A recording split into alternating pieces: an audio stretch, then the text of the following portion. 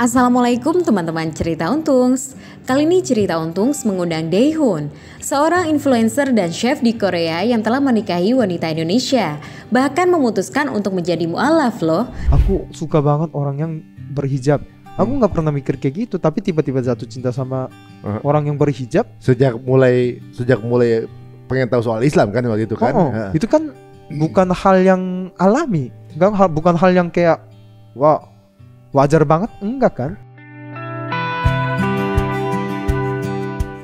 Bagaimana kisah perjalanan spiritualnya? Mari saksikan kisah lengkapnya hanya di Cerita Untungs.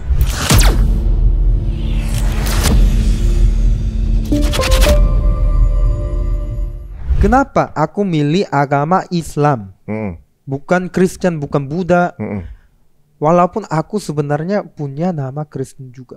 Awalnya kecilnya agama udah Islam atau belum? Enggak. Apa? Aku kan nggak punya, orang tua aku nggak punya agama. Oh, jadi mu'alaf. Mu'alaf. Aku Tahun? kan mu'alaf. Tahun kalau dapat sertifikatnya 2020. 2020. Belajar dari tahun 2019. Yang belajar serius itu 2019. Okay. Nah, kenapa? Aku bisa menjadi Muslim. Itu relate dengan yang itu sebelumnya ya. Karena di samping-samping aku banyak yang contoh yang baik. Oh. Aku siapa aja, tetangga gitu? Enggak, teman-teman Muslim. Oke. Teman-teman Muslim itu aku lagi galau, hidup aku lagi galau. Karena tadi aku bilang, karena orang Korea itu nggak punya agama, nggak ada visinya, nggak ada misinya. Jadinya kepercayaannya kepada hal-hal yang material. Sebentar, lu sempet galau waktu itu? Galau banget. Orang Korea kalau galau tuh ada musiknya nggak sih?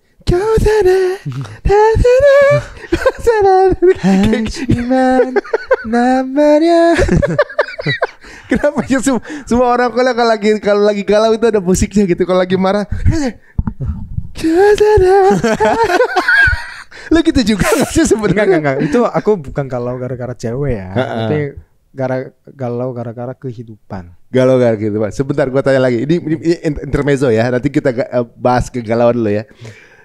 Gue tuh penasaran. Orang Korea itu, nih lupa gue tanyain tadi pas ngomongin ke drama. Orang Korea itu emang sedrama itu hidupnya? Enggak lah, kayak nggak gini, maksudnya gini, apa sedihnya sedih banget kayak gini. Kalau nonton kayak drama nggak ada yang ujungnya nangis, harus ada nangis. Itu kayak bumbunya, harus setiap nonton Korea itu harus ada nangis. Bahkan bini gua kalau nonton kayak drama, kalau nggak nangis dibilang kurang bagus. Bang, ini emang hidup di Indonesia seperti seperti sinetron Indosiar? Enggak juga. Enggak kan? Ya namanya drama, kita buat. Bukan. Kalau Indosiar itu kan bukan cuma drama, ada yang naik burung elang gede. Kan nggak cuma drama doang. Cuma Korea kan drama semua gitu. Ibaratnya kayak ada yang tiba-tiba jadi goblin, ada yang tiba-tiba pindah alam gitu kan. Sebenarnya tapi ujungnya nangis gitu. Sebenarnya kita manusia itu menciptakan hal-hal yang kita nggak bisa memuaskan di hidup aslinya. Nah, kenapa di Korea tuh banyak drama romantis? Karena hidup di Korea tidak romantis. Oh, justru kirain orang Korea tuh romantisan gitu, maksudnya dikit. Tapi sebenarnya ya kalau ada beberapa poin yang menurut orang Indonesia tuh itu romantis. Itu tapi hal-hal yang wajar di Korea. Tapi ada bagian-bagian juga di Indonesia itu wajar, di Korea tuh enggak. Nah, ini kalau orang Korea itu apa ya? Kalau udah jadi suami ya, kita tuh lebih kebiasaan untuk cuci piring atau enggak jagain anak walaupun habis kerja. Itu kan hal yang wajar bagi orang Korea. Tapi sebaliknya di Korea, kalau kita habis date nih, aku nggak usah anterin pacar aku sampai rumah. Oh, di Korea gitu ya? Kalau Indonesia menurut aku orang Indonesia lebih romantis. Jemput pagi, antarin pagi, berangkat dari rumah sendiri. Jemput ceweknya, antarin ke tempat kerja, dia kerja dan cowoknya lanjut kerja. Habis itu jemput ceweknya lagi. Itu romantis banget menurut aku. Emang begini orang-orangnya emang pada begitu. Ini kayak pada begini semua nih anak-anak begini. Ya gitu kan, kalau cowok-cowok Indonesia kan gitu kan, suka jemput ceweknya. Nah gitu kan, naik Jemput motor gitu kan. Udah gitu pulang diantrin, padahal dia juga udah capek gitu kan. Iya kan, itu yang lebih romantis. Kalau Korea tuh nggak ada Korea orang kayak nggak? gitu. Oh, nggak Kalau ada. kita kalau orang Korea pacaran tuh ketemunya di tengah. Habis itu ya udah, balik masing-masing. Oh gitu. Iya. Oh enggak tiba pas balik gitu. Oke, besok kita ketemu lagi ya. Pas jalan tek nengok ke belakang. Hajiman, Naman, nggak ada. Nah justru karena kalau Korea itu lebih kayak logika lah, Nah. lebih hitung-hitungan. Jadi hubungan cowok dan cewek juga lebih ke hitung-hitungan. No, normal gitu ya maksudnya. Itu ya kan? normal. Jadi kalau Korea itu aku beli makan nih, kalau itu saya beli kopi. Itu hal yang biasa. Bayarin cowoknya enggak? Enggak, jadi kalau aku beli makanan, cewek beli minuman. Nah, tapi kalau Korea tuh tempat makan sama kafe itu beda. Resto, kita makan di resto. Habis itu kita ke kafe. Kalau gitu, ya ceweknya bayarin kafenya. Biasanya kayak gitu. Cowoknya bayar makannya? Cowoknya bayar makannya. Jadi lebih kayak gitulah, kayak udah punya peraturan tak tertulis lah gitu ya maksudnya. Iya, peraturan kayak gitu. Jadi kita nggak bisa ketemu hal-hal yang romantis banget, yang kayak misalnya cowoknya drakor ya, cowoknya kaya banget, setiap hari dia kayak naik mobil Lamborghini, dia tuh kalau ada apa jemput gitu. Nggak ada. Makanya kita memuaskan fantasinya kita di dalam drama. Dengan mimpinya ada di drama jadi ya. Itu karena orang yang tulis drama, bikin drama itu kepingin sampai ke dalam posisi kehidupan yang kayak gitu kan. Oh berarti mirip kayak di Jepang ya. Kenapa banyak film biru di Jepang gitu? Karena jarang ada di sana kan, katanya hubungan seks itu kecil angkanya. Tapi film pornonya banyak. Mungkin karena seperti itu ya, entertainment yang memuaskan dari entertainmentnya ya. Aduh, ini menarik ya. Jadi kalau misalnya lagi berdua ngedate, makan makanan orangnya itu nggak boleh ya di sana, boleh nggak? Kalau kita dekat boleh aja sih. Boleh ya. Okay. Boleh aja. Cuma kalau hubungan itu lebih kayak hitung lah. Hitung, pokoknya ada hitungannya lah. Ya hitungannya memang, lah. Ya, karena landasannya dari awal kan memang kebanyakan di sana ateis ya ibaratnya kan. Dan semuanya pasti sesuai dengan hitungan semua kan, pekerjaan juga hitungan dan semuanya ada ekonominya yang berjalan. Nah sekarang pertanyaannya balik lagi, lu galaunya kenapa waktu itu? Nah aku galaunya pacar juga? Enggak. Aku galau karena hidup aku tuh nggak jelas. Nah transparan gitu maksudnya? Nggak, kayak aku tuh banyak banget yang gagalnya. Aku pas SMA, aku tuh termasuk pintar. Dan semuanya pada berharap aku masuk ke kuliah yang bagus. SMA di mana? SMA di Jakarta. Sekolah Korea tapi di Jakarta. Jadi di situ aku tapi gagal. Nah dari situ hidup aku tuh banyak yang aku cari-cari yang kayak habis gagal kuliah, masuk kuliah yang tidak gagal masuk kuliah yang aku inginkan. Nah itu jadi kayak aku nggak mau. Oh jadi hidup kayak berakhir aja gitu, kayak nggak jelas. Jadi habis itu aku ngapain? Aku yang setiap hari mabuk. Waktu itu 2018? Enggak itu 2012. 2012 sampai 2012 galaunya lama banget berarti. Enggak mulainya dari situ. Jadi mulainya dari situ. Jadi aku tuh hidupnya kayak, karena di Korea kan ada standar. Kalau kamu nggak masuk di kuliah yang bagus, kamu tuh orangnya nggak orang untuk hidup gitu kan ya? Ya kayak kamu tuh kalau gagal, kamu tuh orang nggak. Ya orang gagal gitu. Orang gagal seumur hidup. Orang tua gimana waktu itu? Emang begitu ekspektasinya, kepengennya masuk kampus yang bagus? Ya orang tua aku tuh juga pengen lah masuk ke kampus bagus, tapi aku gagal kan. Nah mulai dari situ aku tuh hidupnya kayak kurang. Gak ada tujuan gitu ya? Gak ada tujuan. Jadi habis itu aku ke militer. Di militer aku malah perpanjang. Jadi aku benar-benar kerja di militer selama setahun. Di Korea apa di sini? Di Korea. Di situ udah habis lulus SMA itu aku cari mimpinya aku. Aku dari dulu pengen jadi koki, tapi orang tuanya dulu koki, jadi dia nggak setuju. Dia pernah bangkrut restorannya. Bokapnya.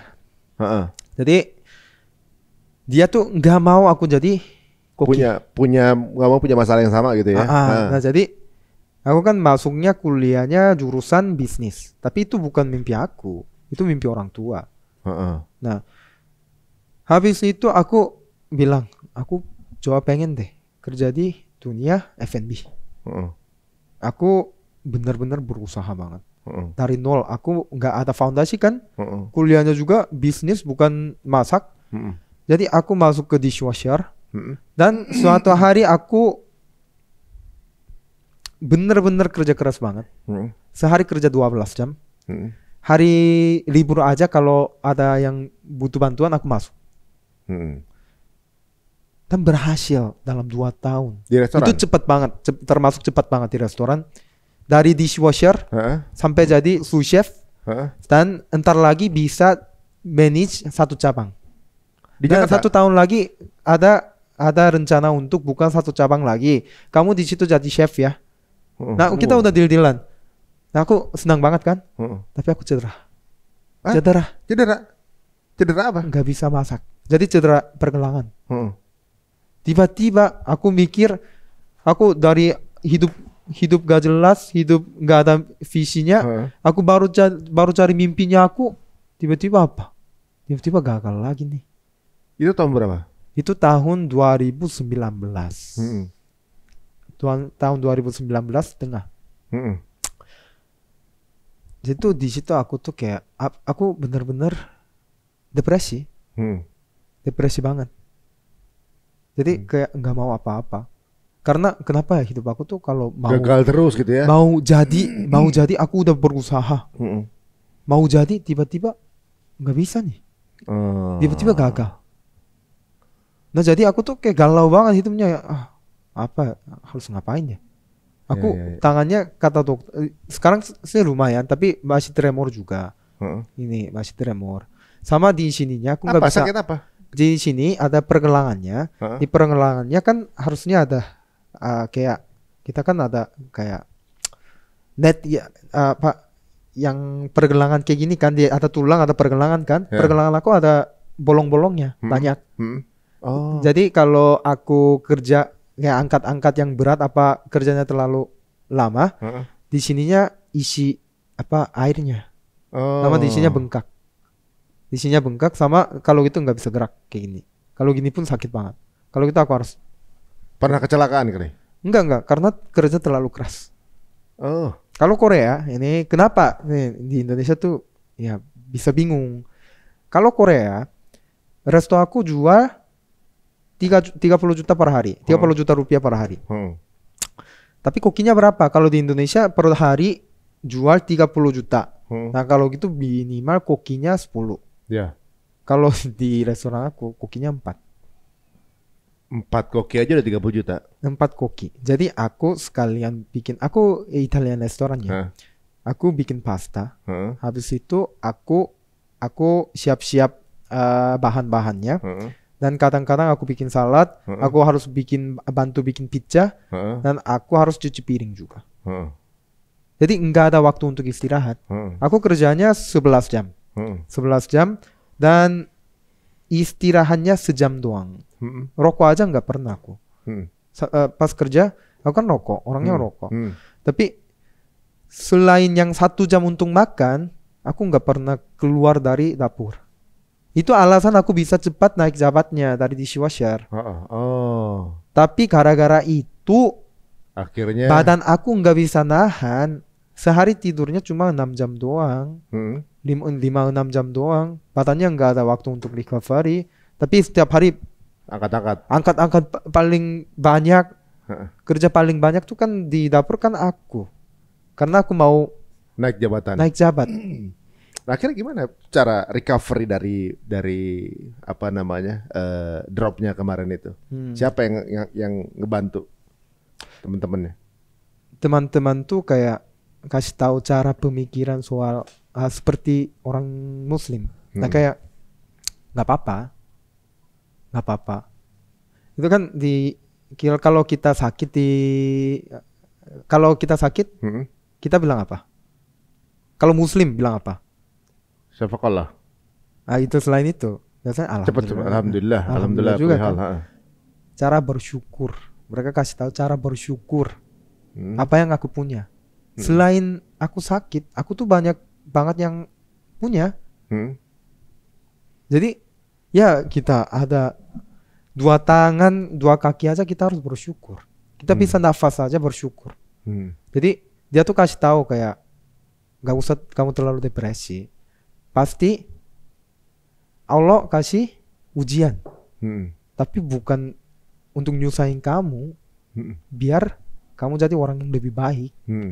Nah di situ aku belajar dari orang-orang samping aku kan. Jadi aku mungkin di dalam hati aku tuh masih ada stereotip soal Islam juga ya. Walaupun aku besar di Indonesia pun pasti ada lah. Cuma gara-gara itu aku mulai belajar Al-Quran. Aku baca doang. Baca terjemahannya gitu ya. Kenapa ya? Ini haramnya. Kenapa ya? Kenapa orang Islam harus ini ya? Nah ini aku tuh awalnya mulai pengen tahu doang. Tapi kalau makin belajar, makin masuk akal dan masuk di dalam hati aku. Nah itu paling utamanya tuh bersyukur. Kita tuh harus bersyukur. Itu apa adanya. Sampai di poin mana akhirnya oke, saya masuk Islam? Itu juga seru. Habis itu aku jatuh cinta sama bini aku. Itu orangnya. Ketemu di mana? Aku goda dia di Instagram. Cuma gini, okay. Tapi ini seru ya. Kalau biasanya aku nggak pernah jatuh cinta dengan orang yang berjilbab. Ini baru pertama kali. Kan dari kecil kan aku sering lihat orang yang berjilbab. Tapi ketika aku punya niatnya, aku tiba-tiba jatuh cinta sama orang yang berjilbab. Jadi pas lagi belajar Islam, kemudian ketika lagi buka Instagram, pandangan mengenai Islam. Nah ini hijab bukan beda. Sebenarnya awalnya bukan Instagram. Apa ini aku scroll TikTok kan. TikTok itu. Nah aku kayak masih itu doang, masih kayak suka nanya kan teman-teman, kenapa gini ya?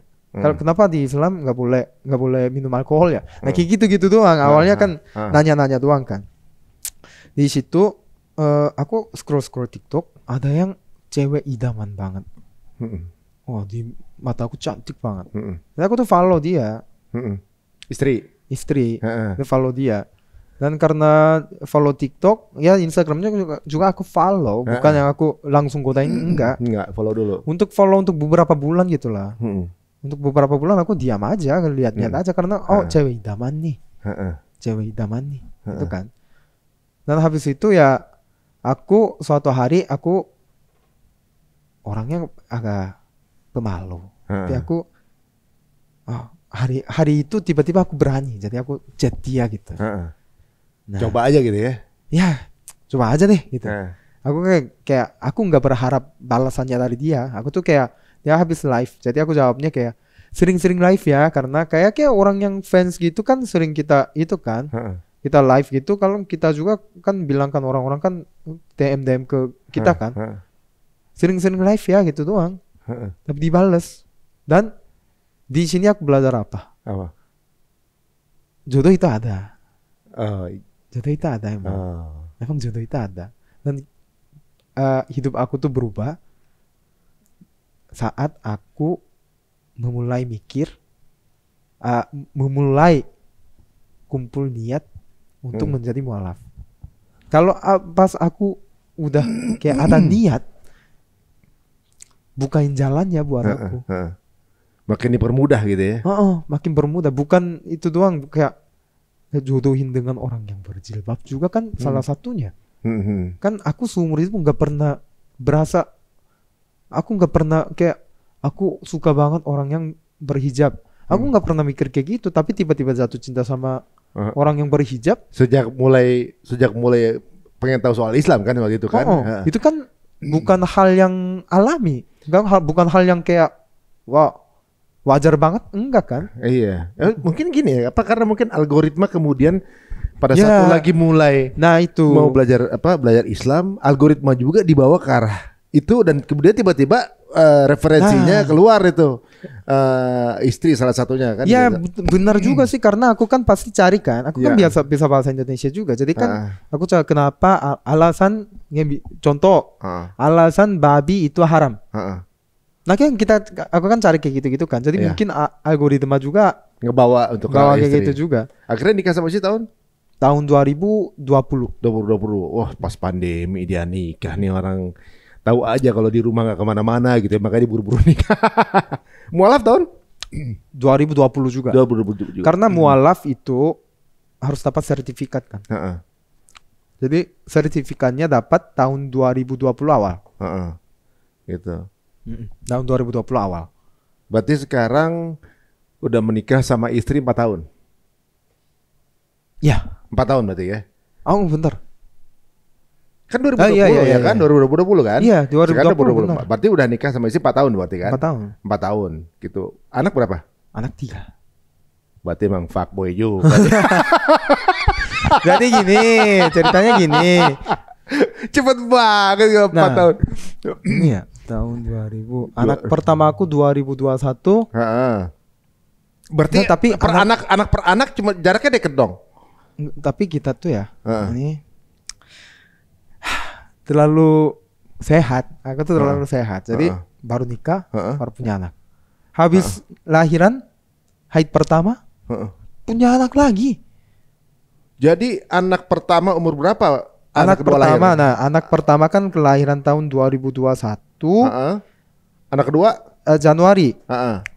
Anak kedua itu tahun 2022 Februari. Cuma beda setahun sebulan. Setahun sebulan. Buru-buru amat sih. Ya ini benar berarti. Berarti dia menjawab sendiri aninya. Berarti emang fuckboy juga. Tapi itu kan kayak resmi. Tapi resmi. Legal ya, legal. Anak ketiga baru kemarin 2 minggu sebelumnya. Oh, jadi, ini agak berjarak sedikit. 1,5 tahun lah. 1,5 tahun. Guys, yang nikah lama aja ya gitu ya. Gue sendiri aja sekarang udah 19 tahun, anak 3 nih. Ya kan jaraknya kelihatan nih kan. Dia 4 tahun, anak 3. Jadi ibaratnya guys, ini subur banget nih. Berarti nggak boleh tukeran sendal nih. Bahaya, ntar anak 4 lahir. Perencana mau punya anak berapa? Aku rencananya sebenarnya 3 udah cukup sih. Udah cukup 3 gitu ya. Oh bentar, aku nikahnya tahun 2002. Masih ngitung 2020 kan 2024. Iya 1, 2. Mau nambah anak lagi nggak gitu kan? 2024 pas 4 tahun, anak 3 jarak setahun kan, bener kan? Enggak, aku kayaknya nikahnya tahun 2021 deh kayaknya. 2020 2021 nih. 2002. Aku bentar ya, aku tuh kadang-kadang ini enggak sih? Kalian juga nggak gitu gini enggak aja, sih? kalau nggak gini. Besok kita undang deh sama istrinya, biar gua sama Mimi nanti akan nanya-nanya. Iya, anak pertama aku tahun 2021. Anak pertama kan? Enggak, anak pertama tahun 2022 Januari. Anak kedua 2023. 2023. Aku udah 3 tahun nikah, tapi 3 tahun 3 anak. Bisa enggak? Oh 3 tahun 3 anak? Iya. Ini lebih cepat ini lagi. Karena gini, aku kan nikahnya April. Nikahnya April kan? Langsung dapat anak. Saat itu juga, jadi banyak yang nggak percaya juga. Kan anaknya lahir Januari. Januari 2021. 2022. 22. Kita nikahnya 2021 kan. Aku datangnya 19 akhir. Aku tinggal 10 bulan pas cocok ke situ 36 minggu. Ya benar, maksudnya memang jarak dari berarti memang nggak ada kosong dari nikah. Iya, makanya tuh herannya gitu, aku nggak pernah selama 3 tahun nikah ya. Istri aku selalu hamil. Bang coba bayangin. Ya emang ya nggak mungkin lu yang hamil. Pasti yang hamil dia istri lu. Enggak. Istri aku selalu hamil. Jadi kayak jadi selama lu nikah lu nggak pernah nemuin istri lu nggak lagi hamil, selalu hamil. Makanya. Ya ampun, emang nih bener kan? Fuckboy juga emang nikahnya dia. Jadi 3 tahun nikah, udah punya 3 anak, berarti seumur hidupnya pernikahan dia isinya istri hamil terus, ya kan? Hamil dulu nih. Kita kalau nggak salah kita pernah undang dia nih kalau nggak salah, nggak tahu tahun berapa 2022 2023 waktu itu kalau nggak salah lagi mendekati kelahiran apa kalau nggak salah lagi belum bisa karena lagi mau lahiran. Ternyata benar atau pokoknya lagi urusannya lahiran apa begitu, kehamilan apa. Ya mungkin itu ya karena ya ngejar setoran banget dia kayak ngejar dia. Tapi sekarang ini kita udah dapat informasi yang mungkin kemarin-kemarin salah kaprah mengenai saudara-saudara kita yang ada di Korea gitu ya. Banyak juga teman-teman kita yang dari Korea waktu itu juga kita pernah ada Ayana kalau nggak salah di Jerapes waktu ya. Maksudnya bahwa perkembangan Islam di Korea juga sebenarnya lagi growing. Tapi memang kita baru dengar juga bahwa ternyata masih banyak stereotip yang baru kita dengar saat ini. Dan juga bahwa image yang kemarin beredar itu nggak semuanya benar, bahwa nggak bisa kita stereotip orang Korea dan juga cewek K-pop Indonesia tuh seperti apa tuh nggak bisa gitu. Karena juga langsung berarti kan Dayun ini udah berapa tahun berarti sini? 10 di Indonesia. Tahun. 11 tahun berarti ya? Di Indonesia? Enggak lah, aku udah kalau hitung tinggalnya aja kan 15 tahun. Kalau hitung tahun pertama kan pertama kali datang kan 2003. Tapi tinggal di Indonesia itu 15 tahun. Jadi aku kan umurnya 30. Setengah hidupnya tinggal di Indonesia, setengahnya di Korea. Dan ini aku sampaikannya ini sebenarnya. Aku tuh agak sedih. Kenapa? Karena banyak yang berantem dengan masalah Korea. Aku sebagai orang Korea yang besar di Indonesia. Kalau aku lihat berita, kalau di Korea ada berita yang jelekin Indonesia tuh aku sedih. Kalau di Korea ada berita yang jelekin Korea tuh sedih juga. Tapi kadang-kadang aku sekarang berasanya orang-orang terlalu maunya mikirnya hitam atau putih. Iya, nggak di ranah abu-abunya nggak dilihat. Orang Korea nggak suka Islam, berarti orang Korea itu rasis. Enggak juga, kita tuh harus sabar juga. Semua itu butuh proses. Seperti tadi aku bilang, kita nggak bisa kenyang dengan suapan pertama. Tapi orang-orang tuh pengen langsung, atau B, pengen instan aja langsung ya. Semuanya langsung iya atau enggak gitu doang kan? Iya atau enggak gitu. Dan ya kalau kita kan orang-orang suka K-pop itu juga ya bukan hal yang malu. Emang kenapa kalau suka K-pop itu banyak yang hina gitu. Ya, bukan aib juga gitu ya. Bukan aib juga ya kan, selera itu masing-masing. Mereka yang mau fans sama siapapun, kita kan nggak ada hak untuk milih kamu karena kamu orang Indonesia, kamu harusnya suka orang Indonesia titik. Itu kan enggak juga. Ada niatan nggak mau nyanyi juga? Ada niatan nyanyi juga gak? Aku suka nyanyi. Tapi aku enggak. Ya. Cuma apa ya? Kan kadang-kadang bikin aku sedih, dan itu orang-orang terlalu arahkan untuk berantem gitu. Tapi kalau kita berantem nanti kita saling benci. Kalau kita benci Korea, kita hina di internet. Ada kasus di kemarin tuh Indo Sarang tuh. Indo Sarang itu ada forum yang kecil. Jadi ada isi orang Korea yang tinggal di Indonesia tapi yang rasis. Jadi mereka tuh hina-hina orang Indonesia. Oh ya? Jadi gara-gara itu panas lagi, tapi tiba-tiba ya di podcast lain tuh itu bikin tambah gitu. Tambah runcing gitu kayaknya. Tapi ya secara jujurnya forum itu bukan forum mayoritas. Itu isian orangnya kayak paling 200-300 orang lah. Padahal di Indonesia tuh ada 170.000 orang Korea. Oh gitu? 170.000 warga Korea tinggal di Indonesia. Banyak banget emang. Banyak ya? Banyak, lumayan. Kenal semua gak tuh? Enggak lah. Tapi semua yang ada di sosmed kenal tapi? Semua yang enggak juga sih. Juga. Yang kemarin ada di podcast itu kenal juga? Enggak juga? Enggak. Oh. Tapi kenapa aku aja enggak kenal ya? Tapi kenapa generalisasi semua gitu? Nah, apa ya, kayak sedih lah. Kayak stereotip. Aku kan karena mungkin aku lebih berat untuk aku karena aku cinta Indonesia juga, tapi cinta Korea juga. Iya, karena memang ini kan suami Korea, istri Indonesia, sesuatu yang maksudnya dengan sedikit persamaan aja bisa bersatu, bisa barengan gitu ya. Ini juga sebenarnya bisa menjadi pembelajaran buat kita teman-teman semuanya. Yang sedikit persamaan aja bisa nyambung, apalagi kita mungkin ya ketika sering berantem kanan kiri sama teman sendiri, beda sedikit keyakinan berantem, banyak persamaan sedikit perbedaan malah berantem. Ini kan jadi contoh juga bagaimana mereka walaupun banyak perbedaan tapi bisa membina rumah tangga langgeng sampai sekarang gitu kan. Ya mudah-mudahan ini menjadi satu wasilah kebaikan guys ya, bahwa Korea, Indonesia ini satu negara yang tumbuh bareng dari kemerdekaan yang hampir sama gitu ya, dengan budaya yang berbeda gitu, dan sama-sama saling membutuhkan. Udah pasti banyak entertainment Korea yang diproduksi konsumennya juga orang Indonesia gitu kan. Sebenarnya secara ekonomi saling bantu lah. Gara-gara banyak masyarakat Indonesia suka Korea, jadinya banyak perusahaan yang masuk di Indonesia. Kayak misalnya Hyundai kan sekarang ada pabriknya di Indo. Kalau itu pekerjaannya tambah. Ya benar. Dan pemain-pemain Korea juga banyak yang ngomong bahasa Indonesia sekarang. Lee Min Ho aja ngomong bahasa Indonesia. Iklannya di Indonesia. Misalnya kayak gitu kan. Banyak hal positif yang bisa dijalankan. Jangan kita tanyamin yang perbedaannya. Ini salah satu mungkin ya awal obrolan kita sama Dae-hoon, dan sepertinya kita akan undang pasangan nih kayaknya nih suatu saat nanti ya dengan istrinya. Seperti apa sih susahnya hidup dengan orang Korea, kita perlu tahu juga nih. Ada mungkin beberapa kata buat istri atau siapa? I love you. Love you aja. Sarangnya. Makasih ya bro ya untuk datang sini. Makasih. Ini gue nggak nyangka lu ngobrolnya tuh udah Indonesia banget. Maksudnya gue pikir gue akan ada lost in translation di setengah gitu ya. Kan? Enak kan? Iya, udah mulai. Orang-orang tuh jarang ajak aku podcast karena takut nggak bisa nggak nyambung, tapi nyambung kok. Nyambung. Ternyata ya benar.